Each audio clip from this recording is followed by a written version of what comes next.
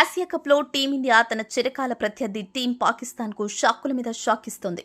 September 14న జరిగిన match అనంతరం shake hand ఇవ్వకుండా అవాయిడ్ చేయడం ప్రపంచవ్యాప్తంగా చర్చనీయాంశమైంది.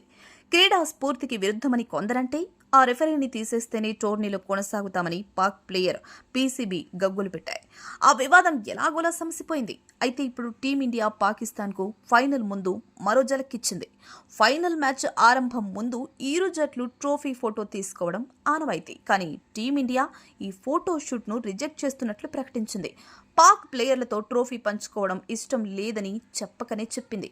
తాజాగా పాక్తో ఫోటో షూట్కు అటెండ్ కాలేమని కెప్టెన్ సూర్యకుమార్ తేల్చి చెప్పాడు. దీంతో ఇరు జట్ల మధ్య వాతావరణం మరింత వేడెక్కింది. ఈ సిచ్యువేషన్లో జరిగే ఫైనల్ మ్యాచ్ ఎంత రసవత్తరంగా ఉంటుందోనని ఫ్యాన్స్ చర్చించుకుంటున్నారు.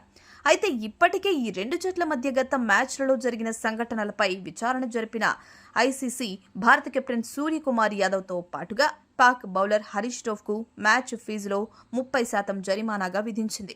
ఈ క్రమంలో ఇప్పుడు ఫైనల్స్కు ముందు ఫోటోషూట్కు రాకపోవడంపై పాకిస్తాన్ బోర్డు మళ్లీ ఐసీసీకి ఫిర్యాదు చేస్తే ఐసీసీ మళ్లీ ఎటువంటి చర్యలు తీసుకుంటుంది అనేది వేచి చూడాలి.